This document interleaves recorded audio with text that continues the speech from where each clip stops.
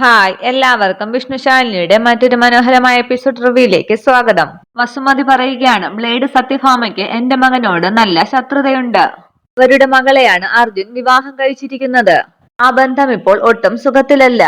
അവനെ അപായപ്പെടുത്തുമെന്ന് എന്റെ മുൻപിൽ വെച്ച് വെല്ലുവിളിച്ചിട്ടുണ്ട് സത്യഭാമ.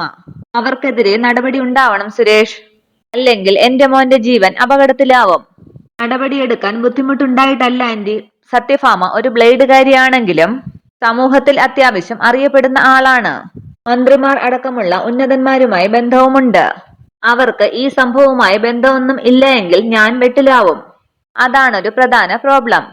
സുമതി ചോദിക്കുകയാണ്, ഓഹോ അത് ശരി, അപ്പോൾ സമൂഹത്തിൽ അറിയപ്പെടുന്നവർക്കും ഉന്നത ബന്ധമുള്ളവർക്കും ഏത് ക്രൈമും ചെയ്യാം എന്നാണോ സുരേഷ് പറയുന്നത്? അങ്ങനെയല്ല ആന്റി, ഏതായാലും രേഖാമൂലം ഒരു പരാതി എഴുതരൂ, ഞാൻ നോക്കട്ടെ. ശരി, പരാതി എഴുതരാം. പക്ഷേ ആ പരാതി സുരേഷ് എടുത്ത് ഫയലിൽ സൂക്ഷിച്ചാൽ പോരാ. ഉടൻ നടപടി ഉണ്ടായി എന്ന് എനിക്ക് ബോധ്യം വരണം. പരാതി കൊടുത്തയച്ചിട്ട് ഞാൻ നേരിട്ട് വരുന്ന സമയത്ത് സത്യഭാമയും സ്റ്റേഷനിൽ ഉണ്ടാവണം. അവരെ എന്റെ മുന്നിൽ വെച്ച് ചോദ്യം ചെയ്യണം സുരേഷ്. എന്താ പറ്റുമോന്ന് ചോദിക്കുമ്പോൾ ആന്റി അത് എന്ന് പറയുകയാണ് സുരേഷ്. സുരേഷിന് അറിയാമല്ലോ, സത്യഭാമ മാത്രമല്ല ഈ വസുമതി കുഞ്ഞമ്മയും അത്യാവശ്യം അറിയപ്പെടുന്ന ആളും ഉന്നത ബന്ധങ്ങളും ഉള്ള ആളുമാണ്. കേരളത്തിലെ അറിയപ്പെടുന്ന ഒരു ക്രിമിനൽ ലോയറിനെയാണ് കാണാതെ പോയിരിക്കുന്നത്. ഇതിലൊഴപ്പിയാൽ പോലീസ് ഡിപ്പാർട്ട്മെന്റ് കണക്ക് പറയേണ്ടി വരും. സുരേഷിനെ വിളിക്കുന്നതിനു പകരം ഞാനൊരു ചാനൽ ഓഫീസിലേക്ക് വിളിച്ചാൽ മതി. അവര് കയറിയങ്ങ് മേഞ്ഞാൽ സുരേഷിന് മോളിൽ നിന്നും താഴെ നിന്നും പ്രഷർ ഉണ്ടാകും. ചാനൽ മൈക്കുകൾക്ക് മുൻപിൽ സുരേഷ് നിന്ന് വിയർക്കും. നീ എന്റെ ഒരു പരിചയക്കാരൻ ആയിട്ടും അതൊക്കെ വേണോ സുരേഷേ? അത് ചോദിക്കാനാണ് ഞാൻ ഈ ഫോൺ ചെയ്തത് തന്നെ. സത്യഭാമയെ വിളിപ്പിക്കാം ആന്റി. നന്നായി, എങ്കിൽ പിന്നെ ഞാൻ ഫോൺ വയ്ക്കുകയാണ്. ഒഫീഷ്യലായിട്ടുള്ള കംപ്ലൈന്റ് ഉടൻ തന്നെ സ്റ്റേഷനിലെത്തും. അത്രയും പറഞ്ഞ് ഫോൺ കട്ട് ചെയ്യുകയാണ് വസുമതി. ഫോൺ വെച്ച ശേഷം വസുമതി ചിത്രയോട് പറയുകയാണ്, അവൾ എന്നെ കയറി ഒന്ന് ചൊറിഞ്ഞതാണ്. ഈ വസുമതി തിരിച്ചു മാന്തി കീറുമെന്ന് ഞാൻ അവൾക്ക് കാണിച്ചു കൊടുക്കുന്നുണ്ട്. പിന്നീട് കാണിക്കുന്നത് രാത്രി സത്യഭാമയുടെ വീടാണ്. അവിടെ പ്രീതിയുടെ മടിയിൽ തലവെച്ച് കിടക്കുകയാണ് അർജുൻ. പ്രീതി ചോദിക്കുകയാണ്, അർജുനേട്ടൻ ഓർക്കുന്നുണ്ടോ ആദ്യം ഈ റൂമിലേക്ക് വന്നത്? എങ്ങനെ ഓർക്കാനാണെന്ന് ചിരിച്ചുകൊണ്ട് അർജുൻ പറയുമ്പോൾ വാതിൽ ആരോ മുട്ടുകയാണ്. പെട്ടെന്ന് അർജുനും പ്രീതിയും ചാടി എഴുന്നേൽക്കുകയാണ്. വാതിൽ മുട്ടുന്ന ശബ്ദമൊന്ന് ശ്രദ്ധിച്ചിട്ട് പ്രീതി പറയുകയാണ്, പേടിക്കേണ്ട, ഇത് വിഷ്ണുവേട്ടനാണ്. അന്നേരം അർജുൻ ചോദിക്കുകയാണ്, അത് നിനക്കെങ്ങനെ അറിയാം? 2 തവണ വീതമാണ് തട്ടുന്നതെങ്കിൽ അത് വിഷ്ണുവേട്ടനാണ്. ഞങ്ങൾ അങ്ങനെ ഒരു കോഡൊക്കെ ഉണ്ടാക്കിയിട്ടുണ്ട്. അത്രയും പറഞ്ഞ് വാതിൽ തുറക്കുകയാണ് പ്രീതി. വാതിൽ തുറന്ന് പ്രീതി പറയുകയാണ്, വാ വിഷ്ണുവേട്ടാ. അന്നേരം ഒരു കവറുമായി അകത്തേക്ക് കയറുകയാണ് വിഷ്ണു. വിഷ്ണുവിനെ കണ്ട് അർജുൻ ചാടി എഴുന്നേൽക്കുമ്പോൾ വിഷ്ണു പറയുകയാണ്, ഇരിക്കടോ. ഇപ്പൊ എങ്ങനെയുണ്ട്? കുഴപ്പമില്ല വിഷ്ണു. ഉറക്കം എഴുന്നേറ്റപ്പോൾ ചെറിയൊരു തലവേദന, അത്രേ ഉള്ളൂ. അതൊക്കെ ഉണ്ടാവും. തലയല്ലേ പോയി കല്ലിൽ ഇടിച്ചത്? അല്ല വിഷ്ണു, അമ്മയൊന്നും അറിഞ്ഞിട്ടില്ലല്ലോ അല്ലേ? ഭാഗ്യത്തിന് ഇതുവരെ ഇല്ല. പക്ഷേ സൂക്ഷിക്കണം. പിന്നെ എന്റെയോ പ്രീതിയുടെയോ മുഖമൊന്ന് മാറിയാൽ അറിയാവുന്ന ആളാണ് അമ്മ. വിഷ്ണു പറഞ്ഞു തീരുമ്പോഴേക്കും പ്രീതി എന്നും പറഞ്ഞ് വാതിൽ വന്ന് മുട്ടുകയാണ് സത്യഭാമ. പ്രീതി വാതിൽ തുറക്കടിയെന്നും പറഞ്ഞ് വീണ്ടും വീണ്ടും തട്ടുകയാണ് സത്യഭാമ. പ്രീതി വിഷ്ണുവിനോട് ചോദിക്കുകയാണ്, വിഷ്ണുവേട്ട, അമ്മ ഇനി എന്ത് ചെയ്യും? സത്യഭാമ വിളിച്ചുകൊണ്ടേയിരിക്കുമ്പോൾ പ്രീതി വീണ്ടും ചോദിക്കുകയാണ്, വിഷ്ണുവേട്ട എന്തെങ്കിലും ഒന്ന് പറയ്. അമ്മ അർജുനേട്ടനെ കണ്ടാൽ എല്ലാം തീർന്നു. ഏതെങ്കിലും ഒരു കാലത്ത് ഞങ്ങൾക്ക് ഒന്നാകാനുള്ള സാധ്യത കൂടി ഇല്ലാതാകും വിഷ്ണുവേട്ട. വിഷ്ണു പറയുകയാണ്, പേടിക്കേണ്ട, നീ പോയി വാതിൽ തുറക്ക്, നമുക്ക് വഴിയുണ്ടാക്കാം. പേടിച്ച് വിഷ്ണു എന്ന് വിളിക്കും. വിഷ്ണുവേട്ടാന്ന് പ്രീതി വിളിക്കുമ്പോൾ വിഷ്ണു പറയുകയാണ്, പേടിക്കേണ്ട, ഞാനല്ലേ പറയുന്നത്, നീ പോയി വാതിൽ തുറക്ക്. ഭയപ്പെട്ടതുകൊണ്ട് തന്നെ ആകെ പരിങ്ങി പോയി വാതിൽ തുറക്കുകയാണ് പ്രീതി. അന്നേരം ഭക്ഷണവുമായി അകത്തേക്ക് കയറിയ സത്യഭാമ ചോദിക്കുകയാണ്, എന്താടി വാതിൽ തുറക്കാൻ ഇത്ര താമസം? ഒന്നും പറയാതെ പക്ഷെ പ്രീതി തിരിഞ്ഞു നോക്കുമ്പോൾ വിഷ്ണുവിനെയും അർജുനെയും കാണുന്നില്ല. അന്നേരം ആശ്വസിച്ച് പ്രീതി പറയുകയാണ്, ഞാനൊന്ന് മയങ്ങിപ്പോയി അമ്മേ. ഭക്ഷണവുമായി കട്ടിലേക്ക് ഇരുന്ന ശേഷം സത്യഭാമ ചോദിക്കുകയാണ്, നിനക്കെന്താ ഒരു പരിഭ്രമം പോലെ? ഏയ് ഒന്നുമില്ലമ്മേ. അതേസമയം ബാത്റൂമിൽ ഒളിഞ്ഞിരിക്കുകയാണ് വിഷ്ണുവും അർജുനും. സത്യഭാമയുടെ അടുത്തേക്ക് ഇരിക്കുകയാണ് പ്രീതി. സത്യഭാമ പറയുകയാണ്, എനിക്കറിയാം മോളെ, നിന്റെ മനസ്സിലൂടെ എന്താണ് കടന്നു പോകുന്നതെന്ന്. ആരൊക്കെ എന്തൊക്കെ പറഞ്ഞാലും ഒരു പെണ്ണിന് തന്റെ കഴുത്തിൽ താലി കെട്ടിയാളെ മറക്കാനാകില്ല. പക്ഷെ തൽക്കാലത്തേക്ക് നീ അവനെ മറന്നേ മതിയാകൂ. ഇതിനിടയ്ക്ക് നീയും അവനുമായി എന്തെങ്കിലും ബന്ധമുണ്ടായാൽ അത് ഈ സത്യഭാമയുടെ അവസാനമായിരിക്കും. പിന്നെ നിനക്ക് അമ്മ ഉണ്ടാകില്ല. മോളൊന്നും കഴിച്ചില്ലല്ലോ? എനിക്ക് വിശപ്പില്ലമ്മേ.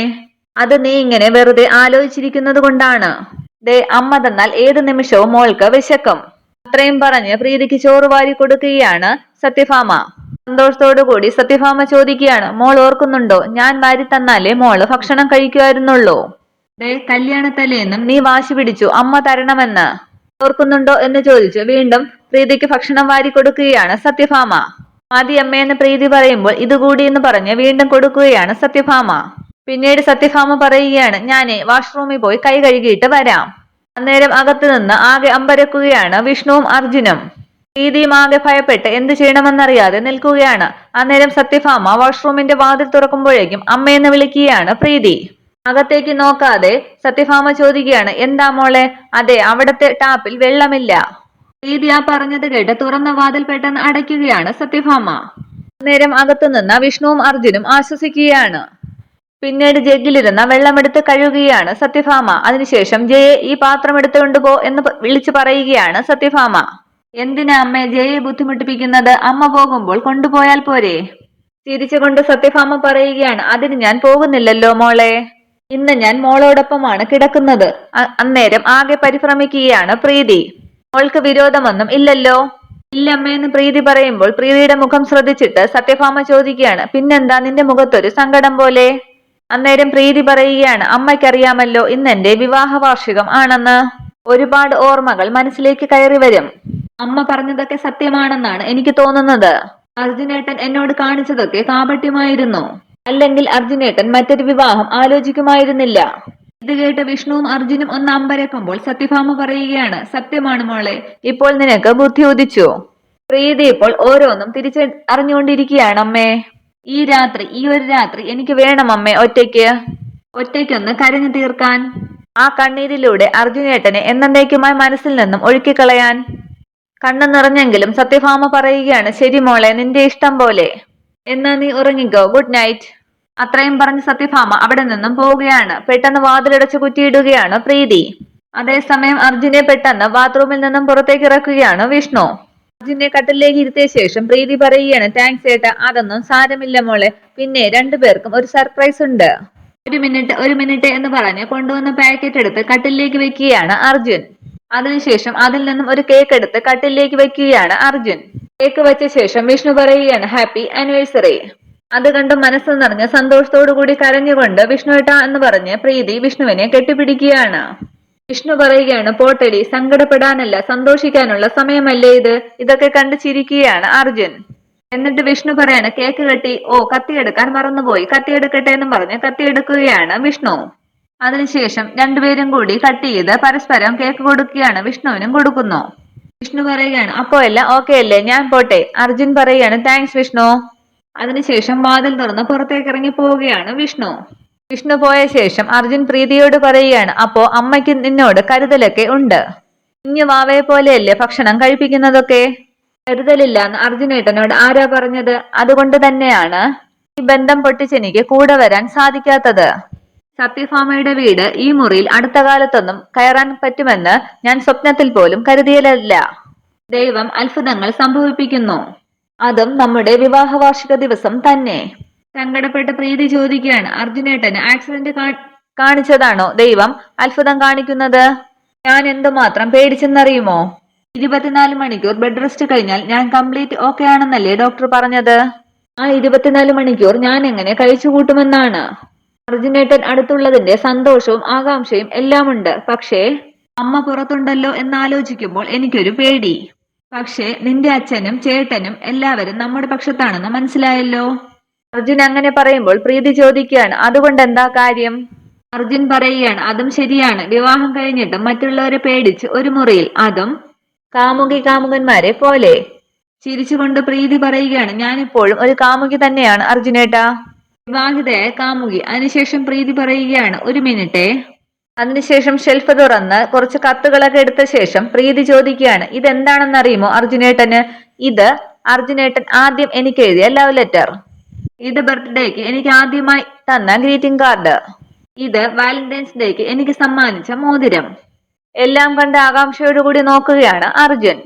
പെട്ടെന്ന് അർജുന്റെ മുഖഭാവം മാറുമ്പോൾ പ്രീതി ചോദിക്കുകയാണ്, എന്താ അർജുനേട്ടാ പെട്ടെന്നൊരു സങ്കടം? ഇത് സ്വപ്നമായിരുന്നെങ്കിൽ അതൊരിക്കലും അവസാനിക്കരുതേ എന്ന് ഒരു നിമിഷം ആഗ്രഹിച്ചു പ്രീതി.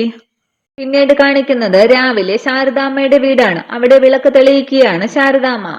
അതേസമയം ശ്യാമയ്ക്ക് ചോറൊക്കെ തയ്യാറാക്കി ശാലിനി വിളിക്കുകയാണ് ശ്യാമേ. അന്നേരം അവിടേക്ക് വന്ന് ശ്യാമ ചോദിക്കുകയാണ്, കുഞ്ഞേച്ചിന്റെ ബാഗ് കണ്ടായിരുന്നോ? ബാഗ് ഞാൻ എടുത്ത് തിന്നു. കോളേജിൽ നിന്ന് വരുമ്പോൾ അവിടെയും ഇവിടെയും വലിച്ചെറിയുമ്പോൾ ആലോചിക്കണം. രാവിലെ നോക്കുമ്പോൾ കാണില്ലാന്ന്. ചോറുപാത്രം വാങ്ങിയ ശേഷം ശ്യാമ പറയുകയാണ്, കണ്ടില്ലെങ്കിൽ കണ്ടില്ല എന്ന് പറയണം. എന്തിനാ ഇത്രയും ഡയലോഗ് അടിക്കുന്നത്? അന്നേരം ശാലിനി ചോദിക്കുകയാണ്, അത് ഉണ്ടായിട്ട് ഇന്നലെ കോളേജിൽ നിന്ന് വന്ന ശേഷം പുസ്തകം തുറന്നു നോക്കിയിട്ടില്ല എന്നല്ലേ അതിന്റെ അർത്ഥം? ചമ്മി ശ്യാമ ചിരിക്കുമ്പോൾ ശാലിനി ചോദിക്കുകയാണ്, അപ്പോ പിന്നെ നിനക്ക് ഇവിടെ എന്തായിരുന്നു പണി? പറ കേൾക്കട്ടെ. ആളെ വിട് ചേച്ചി, ഞാനൊന്നും പറഞ്ഞില്ല. അന്നേരം എവിടേക്കോ പോകാനായി റെഡിയായി വരികയാണ് ശാരിക. ശാലിനി ചോദിക്കുകയാണ്, അല്ല ചേച്ചി ഇതെങ്ങോട്ടാണ്? ആ റോഷ്നിയെ ഒന്ന് കാണാൻ. ആരായി റോഷ്നി? സ്കൂളിൽ പഠിച്ചിരുന്നപ്പോൾ എന്റെ അടുത്ത കൂട്ടുകാരിയായിരുന്നു. ഇവിടെ വന്നിട്ടുണ്ട്, നീ ഓർക്കാഞ്ഞിട്ടാണ്. അന്നേരം ശാലിനി ചോദിക്കുകയാണ്, അല്ല ഈ ഫ്രണ്ടിനെയല്ലേ കഴിഞ്ഞ ദിവസം കണ്ടു എന്ന് പറഞ്ഞത്? ഇതൊക്കെ കേട്ട് ശ്യാമ ചോദിക്കുകയാണ്, ഇതെന്താ പോലീസുകാരെ പോലെ ഒരുമാതിരി ചോദ്യങ്ങൾ? കഴിഞ്ഞ ദിവസം കണ്ട ഫ്രണ്ടിനെ ഒന്നുകൂടി കണ്ടൂടെ ഈ നാട്ടിൽ? അത് കേട്ട് ശാരിക പറയുകയാണ്, അത് സാരമില്ല, നമ്മുടെ സേഫ്റ്റിക്ക് വേണ്ടിയില്ലേ അവൾ ഓരോന്ന് ചോദിക്കുന്നത്. അവൾ ഒരു ജോലിയുടെ കാര്യം പറഞ്ഞിരുന്നു, അതിനാണ് വീണ്ടും കാണുന്നത്. ശ്യാമ ചോദിക്കുകയാണ്, അതിന് ചേച്ചി എന്ത് ജോലി ചെയ്യാൻ പോവുകയാ? മുമ്പ് ജോലി ചെയ്ത എക്സ്പീരിയൻസ് ഒന്നും ഇല്ലല്ലോ. ശാരിക പറയുകയാണ്, ഇത് നീ വിചാരിക്കുന്നത് പോലെ ഓഫീസിൽ പോയി ജോലി ചെയ്യുന്നതല്ല. വീട്ടിലിരുന്ന് പാർട്ട് ടൈം ആയിട്ട് ചെയ്യാവുന്ന ജോലിയാണ്. ഒരു കമ്പനിയുടെ പ്രോഡക്ട്സ് വാങ്ങിക്കാൻ നമ്മൾ ആൾക്കാരെ കണ്ടെത്തണം. അത് സൗന്ദര്യവർദ്ധക വസ്തുക്കളുമാണ് മെയിൻ. അതുകൊണ്ട് പെട്ടെന്ന് വിറ്റുപോയിക്കോളും. നമ്മൾ ഈ ബിസിനസ്സിലോട്ട് വേറെ ആൾക്കാരെ വീണ്ടും ചേർക്കുമ്പോൾ അതിന്റെ വരുമാനവും നമുക്ക് കിട്ടും. അങ്ങനെ ഒരു മാസം ലക്ഷങ്ങൾ വരെ സമ്പാദിക്കുന്നവർ ഉണ്ടെന്നാണ് പറയുന്നത്. ഇതൊക്കെ കേട്ട് ശാലിനി പറയുകയാണ്, ഒരു പാർട്ട് ടൈം ജോലി ഉണ്ടെന്ന് പറയുന്നത് നല്ലത് തന്നെയാണ്. പക്ഷെ ചേച്ചി പറയുന്നത് കേട്ട് ഇതൊരുമാതിരി മണി ചെയിൻ പരിപാടിയാണ്. ഭൂരിഭാഗം മണി ചെയിൻ പരിപാടികളും തട്ടിപ്പാണ്. സർക്കാർ തന്നെ പലതും പൂട്ടിച്ചു കഴിഞ്ഞു. ഒപ്പം അവർ ഓഫർ ചെയ്യുന്ന ലക്ഷങ്ങളും സ്വപ്നത്തിൽ മാത്രമായിരിക്കും. എന്തെങ്കിലും കമ്മിറ്റ് ചെയ്യുന്നതിന് മുമ്പേ നന്നായിട്ട് ആലോചിക്കണം എന്ന് മാത്രം. ഇത് കേട്ട് ശാരദാമ്മയുടെയും ശാരികയുടെയും മുഖം വാടുകയാണ്. അതിനുശേഷം ശാരിക ചോദിക്കുകയാണ്, നിന്നോട് പറയാതെ ഞാൻ എന്തെങ്കിലും ചെയ്യുമോ മോളെ? ആദ്യം ഞാൻ പോയി എന്താണെന്ന് അറിയട്ടെ. പോയിട്ട് വരാം അമ്മയെന്ന് പറയുമ്പോൾ ശാരദാമ്മ പറയുകയാണ്, ദൈവത്തെ തൊഴുത് പ്രാർത്ഥിച്ചിട്ടു പോ. ഒരു നല്ല കാര്യത്തിനല്ലേ വാ എന്ന് വിളിക്കുകയാണ് എല്ലാവരെയും ശാരദാമ്മ. എല്ലാവരും നിന്ന് തൊഴുതു പ്രാർത്ഥിക്കുമ്പോൾ പെട്ടെന്ന് ശാരികയുടെ ഉടുപ്പിലേക്ക് ഒരു പല്ലി വന്ന് വീഴുകയാണ്. അത് കണ്ടൊന്ന് പരിഭ്രമിച്ച് ശാരദാമ്മ പറയുകയാണ്, കഷ്ടമായല്ലോ, ഇനിയിപ്പോ പോണോ മോളെ? എന്തു പറ്റി അമ്മയെന്ന് ശാലിനി ചോദിക്കുമ്പോൾ ശാരദാമ്മ പറയുകയാണ്, എനിക്കെന്തോ ഒരു ആപത് സൂചന പോലെ. എന്താന്ന് ചോദിച്ചാൽ പറയാൻ പറ്റുന്നില്ല. പക്ഷെ എനിക്കെന്തോ അങ്ങനെ തോന്നുന്നു. ഇതേപോലെ എന്റെ ദേഹത്ത് പല്ലി വീണ ഒരു ദിവസമാണ് നിങ്ങളുടെ അച്ഛൻ നിങ്ങളെ ഉപേക്ഷിച്ചു പോയത്. അന്നേരം ശാരദാമ്മ പറഞ്ഞത് കേട്ട് ഇഷ്ടപ്പെടാതെ നിൽക്കുകയാണ് ശാലിനി. ഇന്ന് രാവിലെയും കൂടി ഞാനത് ഓർത്തതേയുള്ളൂ. പെട്ടെന്ന് ദേഷ്യപ്പെട്ട് ശാലിനി പറയുകയാണ്, ഈ അമ്മയുടെ ഒരു കാര്യം. അന്ന് പല്ലി വീണില്ലായിരുന്നെങ്കിലും അയാൾ പോകില്ലായിരുന്നോ? അതിനുശേഷം എത്രയോ പല്ലികൾ വാലിന്റെ ഇടയിൽ നിന്ന് വാൽ മുറിച്ച് താഴെ വീണിട്ടുണ്ട്. അന്നൊക്കെ എന്തെങ്കിലുമൊക്കെ സംഭവിച്ചോ? എന്റെ അമ്മ, ഇതൊരു പഴയ വീടല്ലേ, പല്ലിയും പാറ്റയും ഒക്കെ കാണും. നമ്മളെ പോലെ അതുങ്ങളും കാൽ വഴുതി വീഴുകയും ഒക്കെ ചെയ്യും. ചേച്ചി പോയിട്ട് വാ, എപ്പോ തിരിച്ചു വരുമെന്ന് പറഞ്ഞാൽ മതി. ശാരിക പറയുകയാണ്, കൂടിപ്പോയാൽ ഒരു 1-2 മണിക്കൂർ അതിനുള്ളിൽ തിരിച്ചു വരാൻ പറ്റും. ശരി ചേച്ചി ചെല്ല്, അവിടെ എത്തിയിട്ട് വിളിക്കണേ. എല്ലാവരോടും യാത്ര പറഞ്ഞ് ഇറങ്ങുകയാണ് ശാരിക. ശാരിക ഇറങ്ങിയപ്പോഴേക്കും ആ വിളക്ക് കെടുകയാണ്. ഇത്രയുമാണ് ഇന്നത്തെ എപ്പിസോഡ് വിശേഷങ്ങൾ. Okay, thank you.